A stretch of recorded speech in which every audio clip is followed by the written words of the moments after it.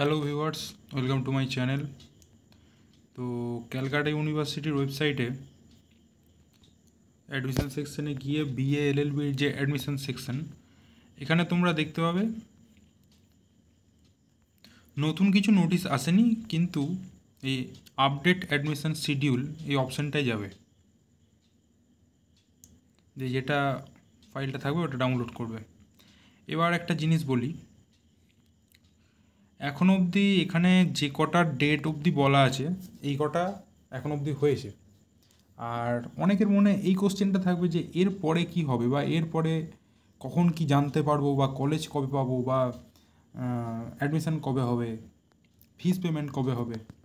তো এখানে না ওরা পরপর বলে দিয়েছে যে এর পরে পরে কি কি হবে। তো আমি এক এক করে বলি কি হবে।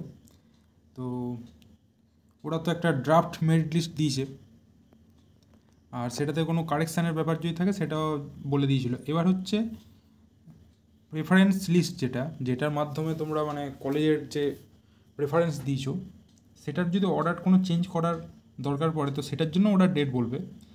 আর এখন প্রোফাইলে চেঞ্জ করা যাচ্ছে নাকি দেখো। তবে আমি বলবো কাউকে চেঞ্জ করার কিছু দরকার নেই, যেরকম আছে ওরকমই থাকুক।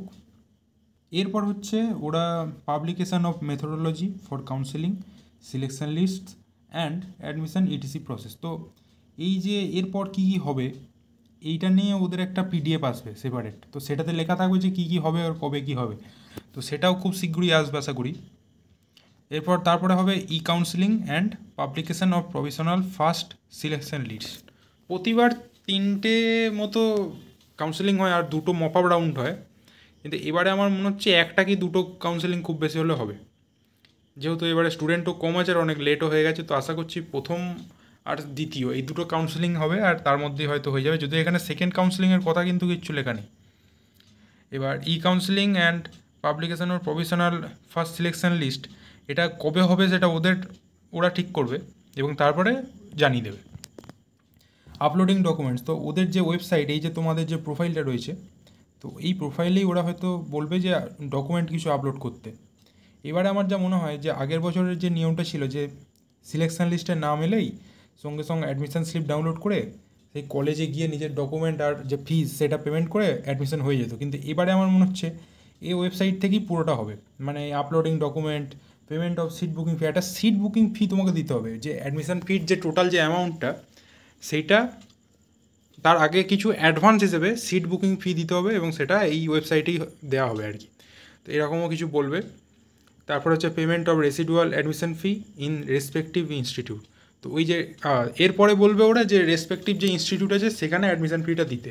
এবার যেহেতু তুমি সিট বুকিং ফিটা যেটা দিয়েছো, অ্যাডমিশন ফিটা সেটা থেকে একটু মাইনাস করে দেবে, ঠিক আছে? তো এরকম ওরা বলে দেবে সেটা যে কত কী করতে হবে। Payment of first semester fee in the respective institute, তো ফার্স্ট সেমিস্টারের যে ফিসটা খুব শীঘ্রই তোমাদের মার্চ মাস বা এপ্রিল মাসের মধ্যে হবে। তো ফার্স্ট সেমিস্টারের ফিটাও ওরা বলবে যে তোমাদের যে ইনস্টিটিউট যেখানে তোমরা ভর্তি হওয়ার চান্স পেয়েছো, তো সেখানে ফার্স্ট সেমিস্টারে ফিটা পেমেন্ট করতে, এবং তারপরে পরবর্তী যে সিলেকশন লিস্ট সেটা পাওয়া যাবে। আর ফার্স্ট সেমিস্টারের ক্লাস কবে থেকে স্টার্ট হবে সেটাও এবার বলে দেবে। তো রেজাল্ট যত তাড়াতাড়ি ওরা বার করতে পেরেছে, এবং তারপরে মেরিট লিস্ট যত তাড়াতাড়ি বেরিয়েছে, তারপরের কাজগুলো খুব ধীরে ধীরে হচ্ছে। যদিও এই উইকটা ছুটি আছে, যদিও ছুটি শেষ হয়ে গেল, এরপরে হয়তো শুরু হবে, খুব শীঘ্রই আমরা নোটিশ পাবো। তো তার আগে আমি একটু জানিয়ে দিলাম যে এরপর কী কী হবে, তো সেইভাবে স্টুডেন্টরা প্রস্তুত থাকবে। এখানে বিভিন্ন রকমের আপডেটগুলো সম্পর্কে বলা আছে, তো তোমরা ওয়েবসাইট ডেইলি ফলো করতে থাকো, আমার পরবর্তী ভিডিওগুলো দেখতে থাকো। আর ইমেল যে আইডিটা এখানে লেখা আছে, তো সেটাতেও তোমরা মেল করে জানতে পারো যদি কিছু জানার থাকে, অথবা এই 3টে যে ফোন নাম্বার রয়েছে এই 3টে ফোন নাম্বারের মধ্যে যে কোনো একটা ফোন নাম্বার ফোন করে তোমরা তোমাদের যদি কিছু জানার থাকে সেটা জানতে পারো, অথবা আমাকে কমেন্ট সেকশানেও জিজ্ঞেস করতে পারো। তবে ডাইরেক্ট ওদের ফোন নাম্বারে ফোন করে জানলেই ভালো হবে, কারণ ওরা ইউনিভার্সিটির লোক। খুব ডিটেলস কিছু যদি ডাউট থাকে তো সেগুলো ওখানে জানাই ভালো। তো আজকের ভিডিও এই পর্যন্তই। Thank you.